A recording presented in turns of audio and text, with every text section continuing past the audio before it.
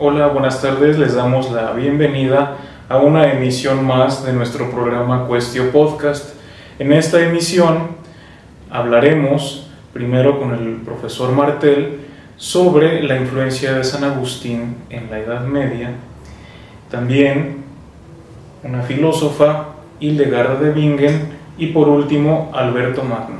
Vayamos a la cápsula con el profesor Genaro Martel. En general, la Edad Media tenemos que entenderla primero, luego la criticamos, como un periodo que corre como del 470, más o menos, que era del Imperio Romano, hasta el siglo XV, son 10 siglos.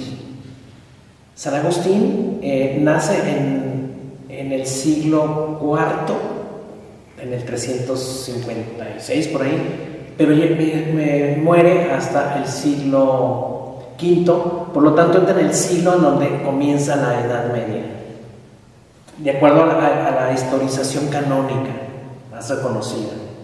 Entonces, propiamente hablando, su pensamiento es un pensamiento transitorio entre la primera maduración importante que hay del cristianismo, que asimila a la cultura griega antigua, y lo que comprendería los 10 siglos de desarrollo, sobre todo en un ámbito teológico, del pensamiento griego y la fe cristiana.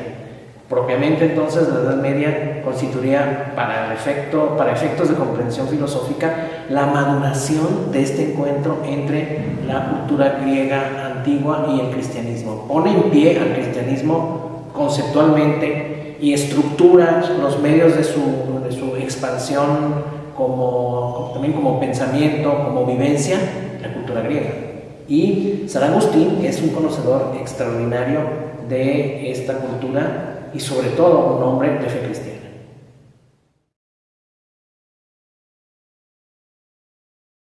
Bueno, lo que a mi juicio sería lo más destacable como pensador teólogo es la consolidación de una reflexión acerca de los dogmas esenciales de la fe cristiana. A mí lo que particularmente me parece de mayor relevancia es el dogma de la Santísima Trinidad. En el campo teológico, San Agustín no es un autor solitario, no está empezando de cero, tiene la tradición patrística que lo respalda y él consigue una gran síntesis. Teológicamente hablando, entonces, San Agustín enfrenta los problemas tanto del pecado original como del dogma de la Trinidad y algunos otros aspectos que tienen que ver con la concepción, por ejemplo, de la unicidad del alma, que provienen precisamente de las discusiones de sus predecesores. Eso me parece que es el gran logro. Agustín compacta sintéticamente ese conjunto de problemas que provienen de la patrística desde el siglo I, y ya en el siglo III ya esta síntesis se logra tejer. Por otra parte, ya entrando propiamente a su filosofía, a mí me parece que San Agustín tiene la capacidad de formalizar y estructurar una base de pensamiento que para muchos, yo me sumaría a estos, anticipa desarrollos de la filosofía moderna. E incluso hay ideas así, quizá tomadas separadamente, que anticipan tesis contemporáneas, ¿no? O sea, no sé, hay cierto ánimo que tiene, por ejemplo, en las confesiones, que recuerda mucho los procedimientos psicoanalíticos. Hay el cultivo, voy con las confesiones de San Agustín, precisamente de un género que va a dar época, ¿no? O sea, las confesiones como un texto de introspección y de exaltación de las situaciones personales a un grado tan radical como es el de las confesiones, luego es retomado como género literario. Rousseau tiene unas confesiones, Petrarca escribe, no sé, Mi secreto, incluso creando un entorno estético fantástico que enseguida me referiré. Esta base agustiniana es yo diría casi premoderna. Con una distancia de tantos siglos, San Agustín anticipa una base eminentemente racional. Y lo hace en un texto que todos reconocemos en el 386. Imagínate, es un texto de un pensador joven. En De Ordine, sobre el orden, San Agustín explica que lo esencial para entender el mundo circundante, y ahí prácticamente es una especie de fenomenología husserliana muy parecida, es justamente el orden. Y el orden está ligado a la razón. Las cosas que vemos dispuestas, estructuradas en una cierta totalidad, obedecen a un orden, y este orden es eminentemente la señal de una racionalidad. A tal grado que eso le permite a San Agustín anticiparse a la modernidad. La modernidad europea, podemos decir, casi sacraliza, pone en el centro, lo pone con mayúsculas a la razón. San Agustín ya lo había hecho, sin reducirla a facultades intelectuales. La razón también está depositada en el orden de la naturaleza, está depositada también en la espontaneidad que tenemos a la hora de comunicarnos. Todo nos habla de una razón superior. Ahí hay una perfecta unidad entre el Agustín filósofo rígido y el Agustín que confiesa a su vez y se basa en su fe. Esta base nos permite entonces visualizar un entramado también de lo que llamaríamos de las artes liberales. Y por artes liberales no solamente nos referiríamos a las prácticas de lo que hoy entendemos por arte, sino por toda práctica de orden primero racional y luego razonable. Lo que hacen los hombres es racional porque evidencia el uso de su capacidad intelectual racional, y segundo, razonable porque pone fines a sus cosas. Eso los pone de manera estupenda.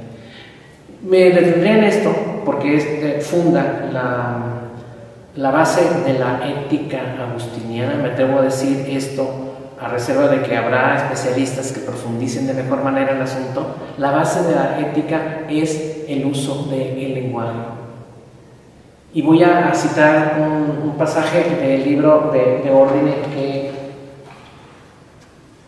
publica y que escribe, sabemos que escribe por ahí del 386 después de Cristo.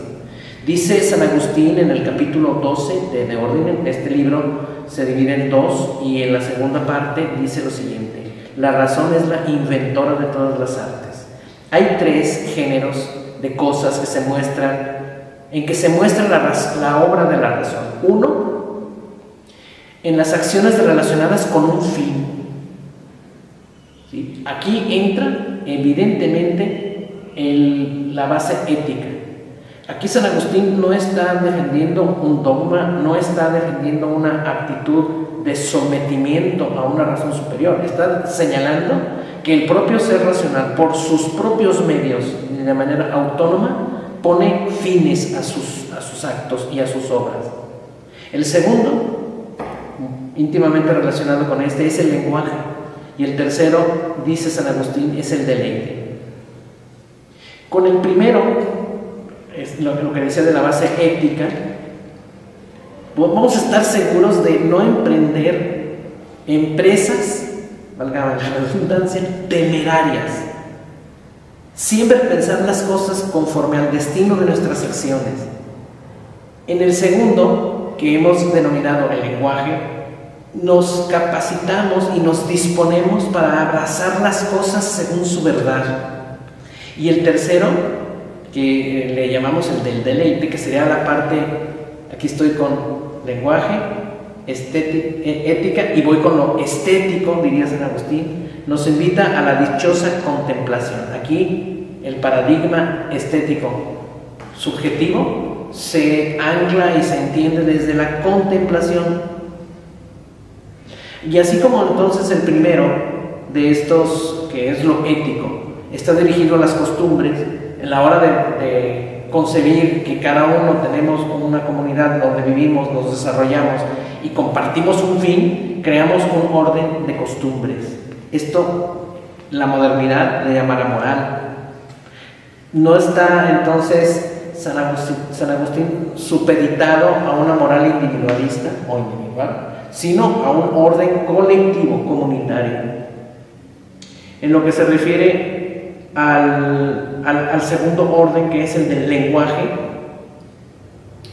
tendríamos que decir lo siguiente, sobre todo en el caso del lenguaje, es algo realmente que anticipa a autores como Rousseau y otras explicaciones del origen del lenguaje son afines a lo que dice San Agustín. Voy a ese origen del lenguaje en San Agustín. Y por eso decía, a partir de aquí creamos un entorno y una red de actitud ética. No son los fines, pero sí la actitud ética. Dicho de otro modo, ¿cómo es posible cumplir los fines que la razón se marca? Es posible de este modo, dice San Agustín cuando habla del origen del lenguaje. Porque la potencia razonadora sigue o imita lo que es racional, pues por un vínculo natural está ligado el hombre a vivir en sociedad con los que tienen común la razón, y no puede unirse firmísimamente a otros sino por el lenguaje. El lenguaje en San Agustín es la red de cohesión de la comunidad. Y agrega, comunicando y como fundiendo sus pensamientos con los otros. ¿Por qué el lenguaje tendría que ser esa red de relación y de encadenamiento de la comunidad? Por lo siguiente, porque solamente con el lenguaje los pensamientos, voy a decirlo así, voy a romantizar un poquito. Mi pensamiento es tu pensamiento. ¿Cómo puedo hacer que mi pensamiento te pertenezca? El lenguaje. El lenguaje. Y un mismo sentir, un mismo corazón en una comunidad no puede darse si no tenemos ese medio para transferir, para donar mi pensamiento al otro. Esa posibilidad la da el lenguaje. Voy a avanzar porque esto nos ayuda a ver que la intervención y la manera de exponerlo parece ser simple, pero es completa y contundente. Dice San Agustín enseguida respecto al lenguaje, repito, que es la base de la relación humana y ética. Por eso, la razón, dice San Agustín, vio la necesidad de poner vocablos a las cosas, esto es, fijar sonidos que tuviesen un significado, y así, superando la imposibilidad de una comunicación directa de espíritu a espíritu, valióse de los sentidos como intermediarios para unir unos con otros. El filósofo está uniendo lo sensible y lo inteligible. El medio de unidad ética, estética, es el lenguaje. El modo de comunicar los pensamientos es el lenguaje, pero no un lenguaje en abstracto. No es una comunicación de espíritu con espíritu. Es el vocablo, y el vocablo es sonido. Tiene una densidad estética. Y igualmente tenemos que decir, el receptor no solamente tiene un conocimiento de los códigos para comprender, tiene también la sensibilidad para escuchar y la sensibilidad para transmitir. Porque ya contemporáneamente, y esto ya lo ha dicho San Agustín, tenemos muy en cuenta que el lenguaje no se suscribe al código. El lenguaje se abre a la gestualidad y a todo lo que como canal sensible se transmite cuando hablamos, cuando nos abrazamos, cuando nos saludamos. Voy a terminar porque la pregunta que se plantea San Agustín es: ¿y qué pasa con los ausentes? O sea, el lenguaje no se reduce solamente a la comunicación entre los presentes, porque constantemente nosotros estamos yendo y viniendo. El mundo es siempre una dinámica permanente, por lo tanto, dice San Agustín. Pero vio la razón, está hablando de la razón, que no podían oírse las palabras de los ausentes. Y entonces, repito, la razón inventó las letras, notando y distinguiendo todos los sonidos formados por el movimiento de la boca y la lengua. mas no podía hablar ni escribir aún en medio de multitud inmensa de cosas que se extienden a lo infinito sin ponerle límite fijo. San Agustín dice, sí, por supuesto, ya tenemos el vocablo, ya podemos comunicarlo, ya podemos entenderlo, lo tenemos en un código. Para la comunicación con los ausentes, ese código lo traducimos a gráficos, pero los gráficos, como tampoco los canales auditivos y los vocablos, no pueden tener un uso ad infinitum y no pueden tener un uso arbitrario. Necesitamos ponerle límite, reglas para que la comunicación fluya. Y entonces, ¿qué se inventa? Se inventa el cálculo.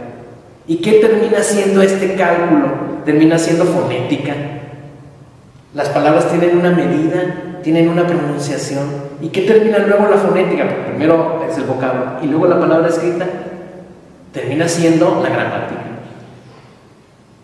En esta comprensión, es una comprensión, yo diría, integral, porque no solamente está hablando del mecanismo de hablar y escribir, está hablando que esto surge a partir de que los seres racionales nos ponemos fines. Mundo ético. Sabemos y determinamos hacia dónde vamos. Y como lo hacemos a través de canales sensibles, tenemos el desarrollo estético con una finalidad ética.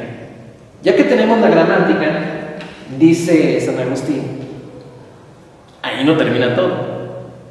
Porque cuando tenemos este instrumental y como nos guiamos mediante fines, es decir, mediante una ética, como nosotros discernimos las cosas, entonces, dice San Agustín, no todas las cosas que pueden decirse deben de ser dichas. Tenemos que elegir. Nuestra capacidad racional lo hace.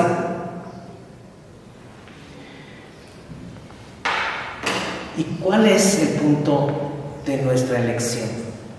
Diría San Agustín, lo que es digno, lo que es valioso.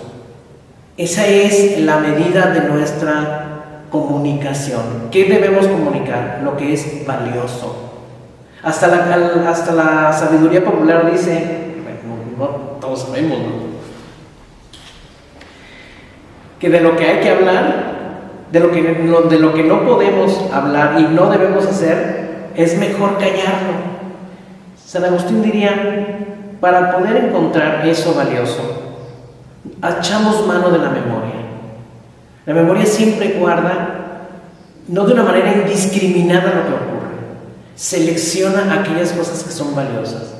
Y entonces, pues es muy probable, y eso sucede con las personas de mayor edad,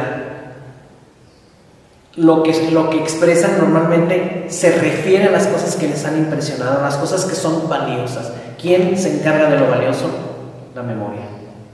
Luego, de la variedad de lo que se diga y de lo que hemos de seleccionar en nuestras palabras, que tiene ese conducto ético, diría San Agustín que a toda esta actividad le llamamos dialéctica, desde su origen hasta su consumación.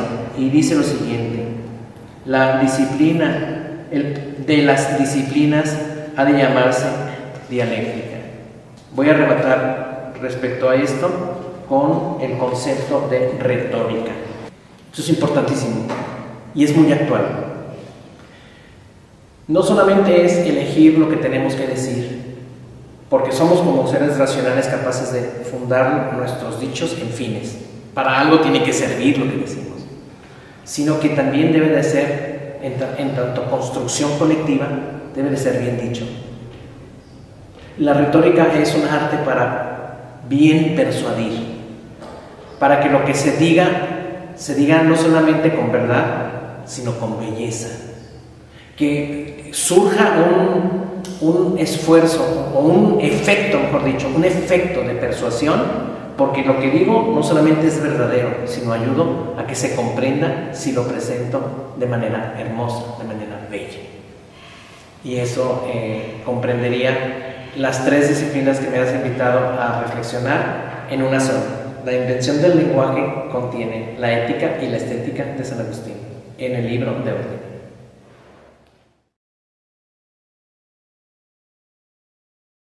Pues bueno, con base en esto que ha mostrado San Agustín, que es un legado que desarrollan los pensadores medievales, pues queda negada la tesis de que la Edad Media es una edad oscura, absolutamente.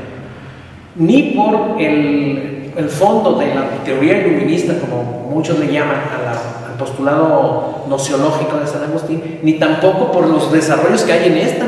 Veamos, por ejemplo, lo que sucede en el pensamiento místico. El pensamiento místico trasciende incluso más allá digámoslo así, de una cierta identificación que en un principio tiene con la fe cristiana. Es mucho más allá que la fe cristiana, y eso hace que San Agustín, que lo representa, también sea un autor que trasciende su tiempo.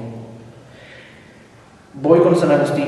En su trascendencia, uno de los hábitos que tenemos que abandonar, me estoy comportando un poco imperativo, que tenemos que abandonar es de leer tratados o historias de la filosofía sustituyendo la lectura directa de los autores, y San Agustín es uno que se ve notablemente afectado por no ser leído.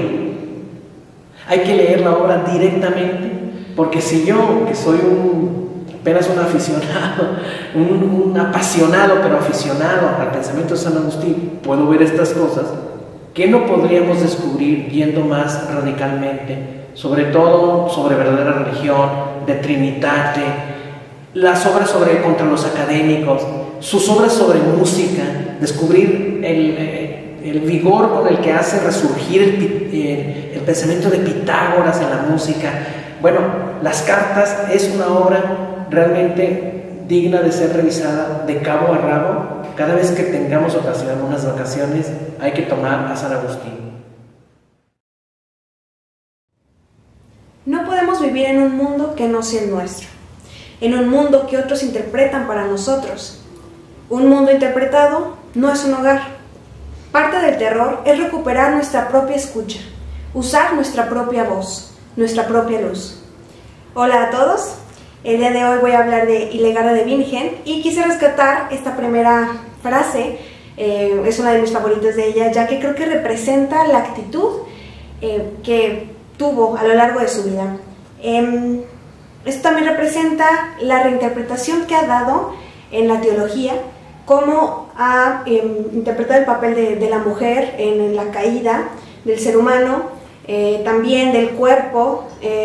También se le ha dado una reinterpretación de cómo se ve la revelación, la parte mística, al igual que la música. Antes de empezar con su biografía, quisiera contextualizar un poco la época medieval relacionado con la mujer, para poder entender el impacto tan grande que tiene Hildegarda de Bingen el día de hoy y cómo lo tuvo también en su época. La mujer en la época medieval era considerada como el sexo débil, algo inferior, algo impuro, siempre sometida, subordinada al hombre, incluso en las mismas estructuras de la iglesia. Era ridículo, incorrecto, muy mal visto que una mujer pues quisiera alcanzar cierta autoridad en la misma iglesia, incluso que su voz fuera escuchada. Así que toda la atención que tuvo Hildegarda y todos los escritos y el reconocimiento que tiene el día de hoy es algo que admirar. Hildegarda nació en Bermersheim, Alemania, en 1098. Fue una mística cristiana, polímata en distintas disciplinas como la filosofía, la composición musical, herbología, literatura medieval, cosmología, biología, fisiología, teología y muchas otras IAs que se le adjudican. Sus padres la consagraron a Dios como diezmo a la edad de 7 años, otras fuentes dicen que fue a los 8 años, en el monasterio de San Disibodo. Desde pequeña ella decía que tenía experiencias místicas. De hecho ella confiesa que a los 3 años fue su primera experiencia, solo que al no saber qué estaba ocurriendo, cayó. Así que muchas de estas experiencias místicas eran acompañadas con malestares físicos, por lo tanto mucho tiempo de su vida, muchos meses de su vida estuvo en cama, gravemente enferma. Alrededor de 1141 pidió permiso de escribir sus visiones y ejercer una misión profética. Esto era un poco complicado, ya que al ser mujer, su su papel era un tanto más restringido. Pero a pesar de eso, el Papa Eugenio III fue el que la apoyó y la empujó, ¿no?, a que escribiera sus visiones, y de hecho él mismo después compartió tales escritos que Hildegarda hizo. Ella se convirtió en abadesa benedictina de un monasterio que fue fundado por ella misma gracias al mandato de Dios. Esto se ganó varias críticas, incluso a su propia capacidad mística, ¿no?, de sus propias visiones. Fue la única mujer de su tiempo y por ende la primera a que la iglesia permitió predicar al clero y al pueblo en iglesias y en abadías. Sí, otras religiosas también lo hicieron, pero como tal no tuvieron el permiso oficial que sí lo tuvo Hildegarda. Ya en su vejez, Hildegarda dio una pequeña gira por Europa y reclamó, señaló con la corrupción de la iglesia y una necesidad urgente para cambiar desde adentro. El primer idioma artificial que se tiene registrado fue propuesta por ella y se llamó lingua ignota. Consistía de 23 letras y un poco más de 1000 palabras. De hecho, en una carta que le mandó al Papa Anastasio, ella dice que Dios le reveló tal lenguaje para que pudiera hablar de lo místico y de lo divino de una manera mucho más pura. También, como dato interesante, contribuyó al perfeccionamiento de la cerveza, agregándole lúpulo, algo que es una raíz que contribuye al sabor amargo de la cerveza y también ayuda a preservarla, a su conservación. Hildegarda fue olvidada durante muchos años, de hecho es un nombre que recientemente se está escuchando más y más. Muchos dicen que su recuperación fue por la Segunda Guerra Mundial, ya que había una escasez muy grande de medicamentos y empezaron a ver las distintas maneras de poder curar a los enfermos. Se toparon con escritos de Hildegarda de Bingen, ya que ella fue, como lo mencionaba, médica, bióloga.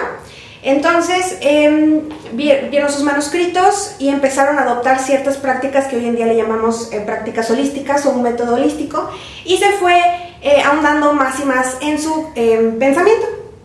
Murió el 17 de septiembre de 1179 y fue proclamada santa por el Papa Benedicto XVI en el 2012.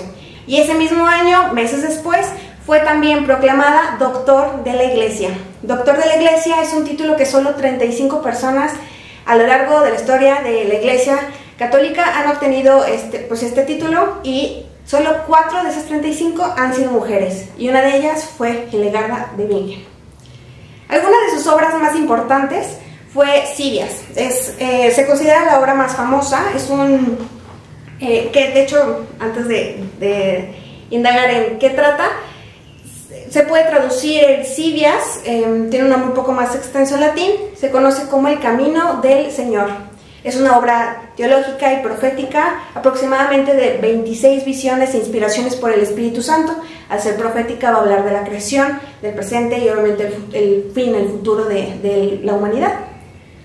También tiene otros escritos, como lo había mencionado, de medicina, que se titula Las propiedades naturales de las cosas creadas. También tiene otro que se llama Libro de Medicina Compleja. Hoy se conoce este libro por este método holístico, como mencionaba. Un dato interesante es que Hildegarda de Bingen intuyó que la sangre circulaba por nuestro cuerpo siglos antes de que esto fuera realmente verificado, confirmado como un conocimiento científico. Este descubrimiento se hizo en 1628. También tiene un concepto de salud que parte de los griegos, ya que retoma esta parte de los 4 humores del cuerpo, pero ella lo cristianiza al hablar de que este equilibrio no solo es físico, sino es un equilibrio espiritual y también moral. Por lo tanto, la enfermedad en el cuerpo no nada más va a estar relacionada por algo físico, sino por la enfermedad se puede caracterizar por esta falta de conexión con lo divino. Una obra que también se le reconoce mucho, creo que a mi amigo Santi le va a encantar, es Ordo Virtum, que es un musical. De hecho, se le considera como la obra moral medieval más antigua y el único musical que se conserva. Este es un musical que trata de la lucha del alma entre ser virtuoso y el vicio, ¿no?, que es el demonio. Y pues bueno, otras obras también que ella ha tenido, pero no voy a profundizar en ellas por cuestión de tiempo. Vamos a entrar en su filosofía y en su teología. ¿Qué es el ser humano para Hildegard de Bingen? Primero va a decir que los seres humanos somos la cúspide de la creación divina. Somos el puente entre el cielo y la tierra. El ser humano es el que refleja la gloria de Dios y esta forma parte de un orden divino. Al formar parte de un orden divino va a ser muy importante también la parte de responsabilidad con las demás criaturas, ¿no? Con los demás seres vivos. Y de hecho esta parte de su pensamiento va a ser retomado ya en la actualidad como un tipo de argumentación para respetar la naturaleza, una parte más ecológica. Así que ella va a decir que tenemos la responsabilidad de estar en armonía con lo natural. Y retomé una frase y dice así: mira el sol, observa la luna y las estrellas, contempla la belleza del verdor de la tierra. Ahora, piensa, ¿qué deleite da Dios a la humanidad con todas estas cosas? Toda la naturaleza está a disposición del hombre. Debemos trabajar con ella. Sin ella no podemos sobrevivir. Aquí se ve que no hay una visión utilitarista de la naturaleza, sino que más bien la naturaleza es una manera de poder apreciar Dios, ¿no? Esta magnanimidad. Y ella va a decir que el ser humano tiene como fin último vivir en coherencia con la voluntad divina, con la voluntad de Dios. Una parte muy importante de su pensamiento es la mujer. Para ahondar en ello, primero tenemos que hablar del Decretum Gratiani. ¿Qué es esto? Es un manual jurídico y teológico que indica normas canónicas dentro de la Iglesia. En ellas va a establecer una igualdad entre la mujer y el hombre al ser fieles creyentes. Pero si ahondamos en este Decretum Gratiani, vamos a ver que hay muchas desigualdades y discriminación de un sexo al otro. Porque, por ejemplo, está prohibido, y sigue estándolo, que la mujer ejerza la función sacerdotal, como celebrar la misa o confesar. Y de hecho el puesto más alto que una mujer puede tener dentro de la iglesia es abadesa, cosa que Hildegard de Bingen pues lo logró. Muchos de estos argumentos para pues hacer esta diferenciación de sexos y los distintos roles que tiene cada uno, pues es retomada desde uno de los grandes padres de la iglesia que hoy el maestro Marte va a hablar, que es San Agustín, y pues el resto de escrituras, etc. Uno de los argumentos que se dan regularmente es que la mujer fue creada a partir de la sustancia del varón y que la mujer tiene una mayor culpa al incitar al varón a pecar en el relato de Adán y Eva. Que hay una gran ambivalencia moral, una gran contradicción más bien al concebir a la mujer pues, dentro de la iglesia, ya que parece que existen dos maneras de verla. Parece que la mujer, en el cuerpo de la mujer se engloba un misterio, un enigma, en donde está la parte dionisiaca, ¿no? Que podrá ser lo dionisiaco, la mujer tomado como una tentación por su propio cuerpo, ¿no? Como la prostituta. Y al mismo tiempo está la parte apolínea, en donde la mujer se le resalta por esta virtud, al compararla con la misma virgen, ¿no? Este cuerpo como algo benigno, ¿no? Por la creación de vida, por lo que puede crear, lo que puede nutrir, pero al mismo tiempo como algo maligno por la destrucción que este puede causar.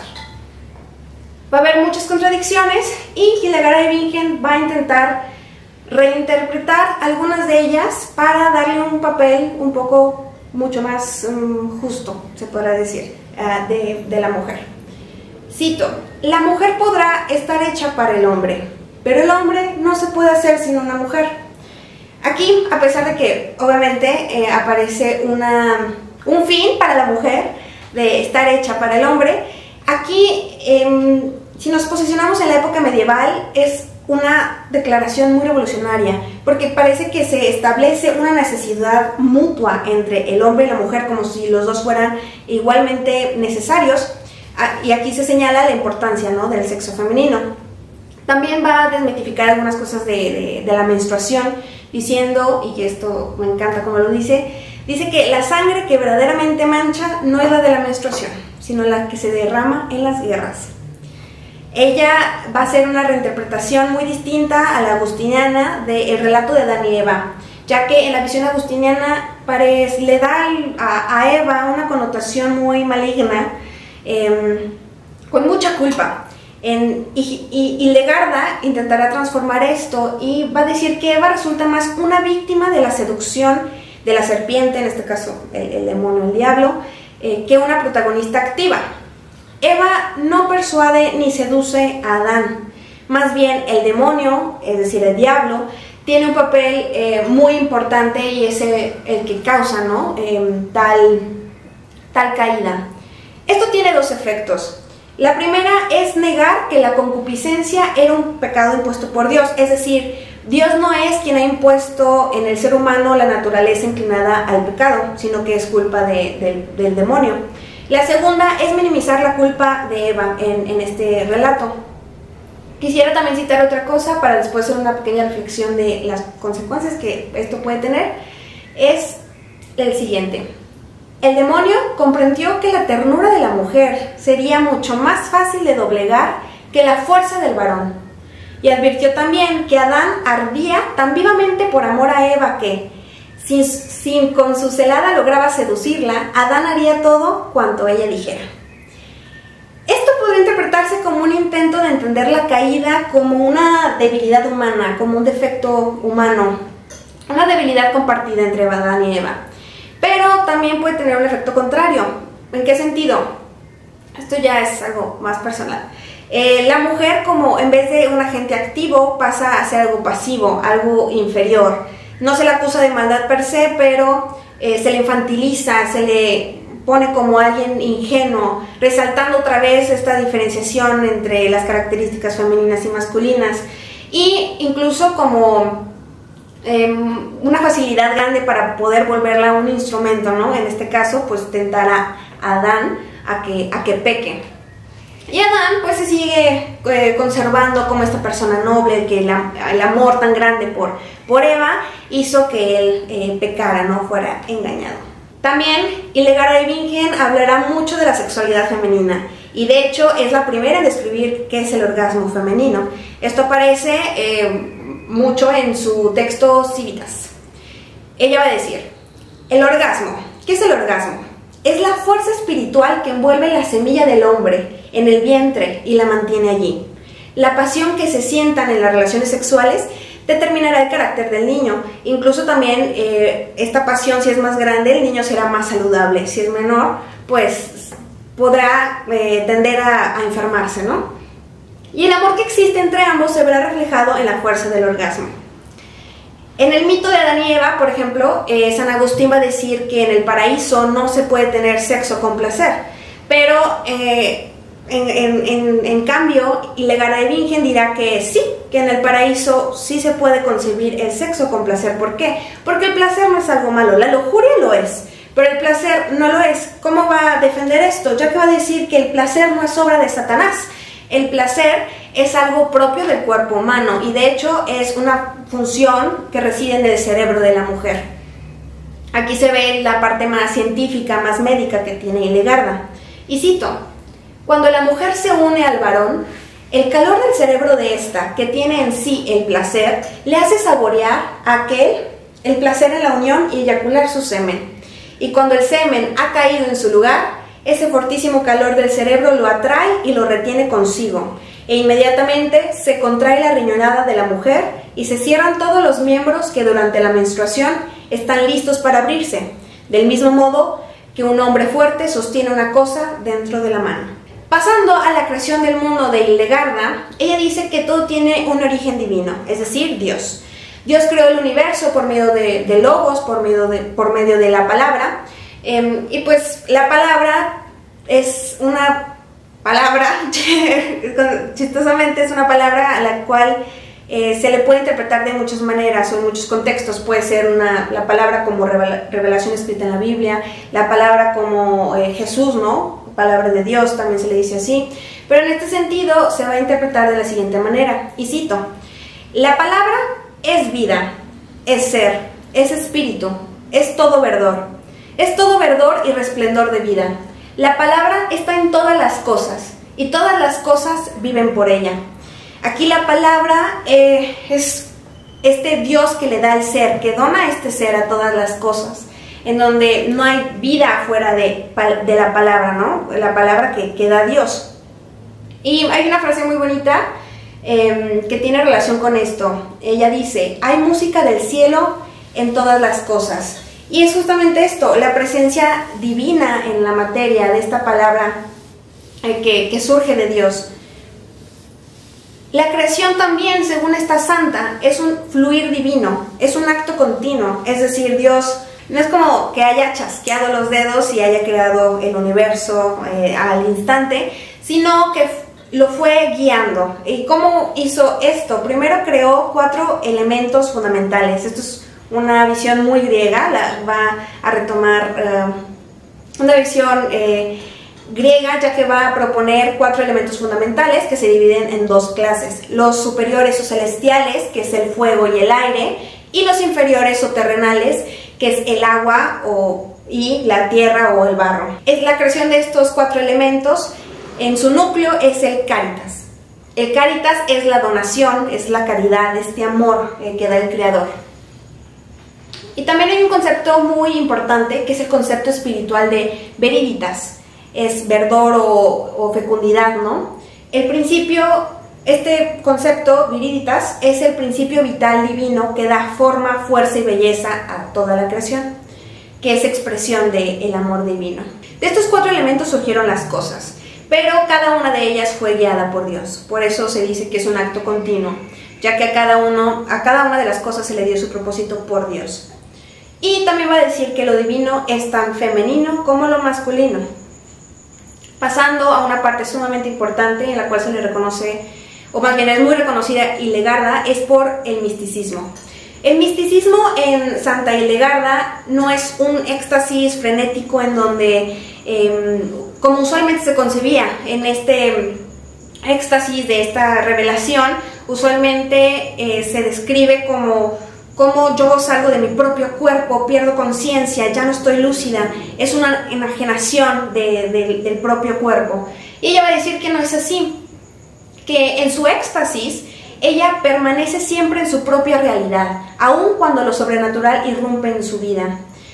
Y va a decir que, bueno, más bien, va a describir un proceso místico cognoscitivo que está relacionado con una percepción interior, que es visual y auditiva. Y cito: no oigo estas cosas ni con los oídos corporales, ni con los pensamientos de mi corazón, ni percibo nada por el encuentro de mis 5 sentidos, sino en mi alma, con los ojos exteriores abiertos, de tal manera que nunca he sufrido la ausencia del éxtasis. Veo estas cosas despiertas, tanto de día como de noche. La aprehensión del contenido de esta revelación no solamente se hace, más bien, el personaje principal no es la racionalidad, sino es el alma, ya que va a proponer 3 pasos por los cuales se hace esta aprehensión. La primera es que los sentidos interiores perciben la revelación. La segunda es que entienden lo que significan estas imágenes o estos sonidos. Y la tercera es que el alma es la que propiamente retiene ese significado y comprende la revelación. Por último, la música era algo sumamente importante para esta teóloga, ya que dirá que la música es la mejor manera de expresar el amor y la devoción hacia Dios. Por ello, escribió alrededor de 70 piezas que se le titulan Sinfonía de la Armonía de Revelaciones Divinas, y un autosacramento cantado titulado Ordum Virtutum, que es el musical que les mencionaba. Hildegarda de Bingen fue una mujer que desarrolló y aportó en distintas áreas de conocimiento, usualmente conocida por la parte teológica y médica o de medicina. Fue fuente de inspiración y lo sigue siendo tanto para laicas como para muchas religiosas, ya que, considerando su contexto, un contexto en donde no había apertura, donde había mucha rigidez social y religiosamente, fue una mujer que fue escuchada, que se le dio una voz, que el mismo Papa la reconoció en su momento y que a través de ella Dios compartió su palabra. Por su devoto amor hacia Dios y por la fuerte demanda que ella hizo a lo largo de su vida para que todos los teólogos en esta dedicación de su vida por Dios reinterpretaran por su propia cuenta e intentaran acercarse lo más posible a esta verdad que es Dios. Y en ese camino terminó cuestionando una representación errónea, que para ella era errónea, de lo que es la mujer. Al igual que su cuerpo, incluso tocó un tema demasiado incómodo, que incluso hasta la fecha no nos gusta tocar, que es la parte sexual, erótica. Ella dijo varias palabras incómodas y abrió puertas que nunca antes se habían abierto dentro de la religión católica. Ella dio pequeños pasos, siempre teniendo en mira y siempre teniendo como fin a Dios, para desmitificar tabús y abrir un diálogo y una escucha a un sexo que ha sido oprimido y ignorado durante mucho tiempo, que es la mujer. Abro este espacio con esa frase con la que Aristóteles comienza el libro de la Metafísica. Por naturaleza todos los hombres desean saber. Y creo que es una frase que aplica para nuestro quehacer filosófico. Es una frase que podríamos decir marcó la vida de este filósofo del que les hablaré el día de hoy, Alberto Magno.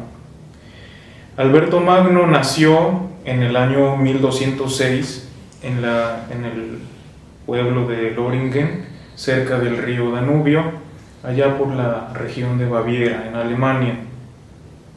Estamos hablando de que es Edad Media, siglo XIII. Generalmente concebimos esta época como una edad oscura, sin conocimiento, pero con el estudio que hemos hecho ya de Hildegarda de Bingen y, por ejemplo, al descubrir estos datos históricos sobre que es en esta época donde nacen las primeras universidades, podremos darnos cuenta de que no todo fue oscuro, o sea, sí hubo un desarrollo de la razón. Y, por ejemplo, retomando lo que estudiábamos hace unas semanas en la clase del doctor Pozo, hablando primero sobre lo que es la metafísica, que es el estudio de los fundamentos y primeros principios de la realidad, y que este estudio tiene por objeto tres entidades en específico, que primero es el orden del mundo, estudiado en la filosofía antigua por los griegos, Dios, que es en donde nos estamos centrando más ahora, pues fue estudiado en la escolástica, la Edad Media, y el ser humano, estudio llevado a cabo durante la Edad Moderna. O sea, vemos cómo la Edad Media también tiene su importancia dentro de este desarrollo de la filosofía, de la racionalidad. Y entonces, continuando con esta biografía de Alberto Magno, pues tenemos que nació en 1206 y desde muy pequeño mostró tener una capacidad para la lectura, para la escritura. Entonces, siendo aún muy joven, fue enviado a estudiar a Bolonia, en Italia. Su padre era caballero, leal al emperador Federico II, por eso también tuvo facilidades para acceder a los estudios. De Bolonia se traslada a Venecia y de ahí a Padua. En Padua conoce a Fray Jordán de Sajonia, que es quien lo invita a formar parte de la orden de predicadores. Entonces, en el año de 1223 toma el hábito de los frailes dominicos y es aquí donde empieza una nueva aventura en su vida. La orden de los dominicos, desde sus inicios, se caracterizó por este amor a la verdad, amor al estudio. De hecho, su lema es Veritas, verdad, con el fin de compartir eso estudiado, que más tarde Santo Tomás hablaría de contemplar y dar a los demás lo contemplado. Entonces, por eso es que este ingreso que tiene Alberto a la orden de predicadores es muy favorecedor para su desarrollo filosófico y teológico. En el año de 1228 empieza a dar clases en Colonia y posteriormente también en centros de estudio de Hildesheim, Friburgo, Ratisbona y Estrasburgo. En el año de 1244 comienza a dar clases en la Universidad de París y ahí es donde conoce a su alumno más famoso, Tomás de Aquino. Y junto con él empiezan a hacer un descubrimiento, un desarrollo y a comentar las obras de Aristóteles. Recordemos también que en esa época el pensamiento que predominaba era el platónico agustiniano, que había sido desarrollado por muchos otros filósofos. Entonces, gracias a los aportes de los árabes y también de algunos filósofos judíos, es que se empieza a introducir más la filosofía aristotélica en los centros de estudio europeos. Claro que haciendo una interpretación del Estagirita desde una perspectiva cristiana. Alberto Magno se destacó por introducir un método a la filosofía y a la teología, partiendo, como ya hemos dicho, de este estudio que hace de Aristóteles. Y algo que desde mucho tiempo atrás me llamaba la atención era su disposición, su afinidad por el estudio, por ejemplo, de las ciencias naturales, en donde destacan la botánica, la zoología y ciencias físicas como la física, la química. También tuvo estudios en meteorología, astronomía, mineralogía. Todo esto con el fin de fundamentar, de sustentar sus postulados filosóficos. Y en relación con el ámbito teológico, hay que decir que Alberto Magno, contrario a una postura fideísta, en donde se habla de que el conocimiento de Dios únicamente viene por la fe, Alberto promovía también el uso de la razón para, llamémoslo así, llegar a Dios. No de que se le pueda conocer en su esencia, pero sí se le puede conocer a través de su influencia, a través de los efectos que tiene en la naturaleza. Por eso también este gusto de estudiar las plantas, observar el comportamiento de los animales, porque decía, en todo eso yo veo rastros, huellas del Creador, algo parecido a lo que decía Hildegarda de Bingen. Si bien defendió a Aristóteles de los ataques que continuamente tenía en las universidades, la postura de Alberto fue principalmente platónica, y esto venía de esta influencia que tuvo de los filósofos árabes, Averroes y Avicena. De ellos tomó prestada una idea, la de los universales platónicos.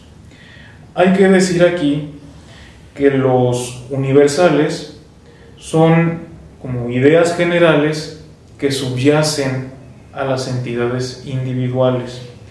Por ejemplo, el universal de asiento está debajo de todos los objetos en donde llegamos a sentarnos. Es a lo mejor un poco complicado de entender, pero ya nos está hablando como de un realismo.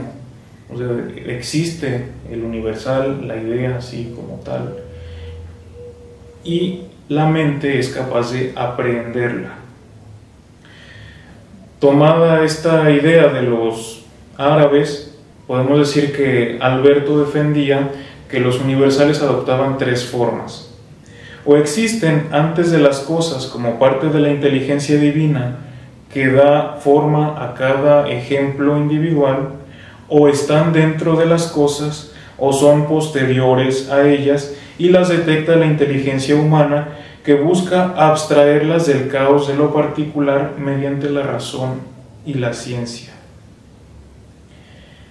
Por otro lado, Alberto Magno se destacó por ser un incansable buscador de información, de fuentes. Es algo también característico de la filosofía, esta búsqueda de la verdad, el no quedarnos nada más con lo que tenemos a la mano, sino ir más allá. Se dice, por ejemplo, que en su afán de entender a Aristóteles, hizo incluso algunos viajes a Grecia para ver si podía obtener algunas fuentes perdidas que le ayudaran a completar su conocimiento del Estagirita. Y me gustaría compartir algo que escribe en su obra de mineralogía. Dice: tanto en este libro como en los anteriores, no tuve ante los ojos el texto de Aristóteles, sino que me valí de algunos fragmentos que busqué incansablemente por varias regiones del mundo. Entonces, en la actualidad, saliéndonos un poquito de este contexto medieval, nos aparece alguna noticia en internet sobre un asunto cualquiera. Estamos llamados a investigar, a que si que dice un chisme de tal persona, no, pues voy a indagar en fuentes a ver si esa información es verídica. O en nuestro contexto escolar, que en tal libro dice esto, voy a buscar fuentes que lo complementen. Es parte también de ir formando este carácter filosófico en nuestras personas. También, con respecto a la filosofía del lenguaje, hay que decir que en este rescate que hace Alberto Magno, el Doctor Universalis de Aristóteles, pues retoma sus aportes sobre la lógica y también las implicaciones de esta lógica en el ámbito de la ontología y de la metafísica. Con respecto a la antropología, Alberto Magno defiende esta visión del ser humano como un compuesto de alma y cuerpo. El ser humano, un ser que está situado en los límites del mundo terrestre y que toca también el mundo celeste. El mundo terrestre por parte de su cuerpo, el mundo celeste con su alma. Para concluir este espacio, me gustaría que nos quedáramos con esta enseñanza que nos da Alberto Magno a través de su vida.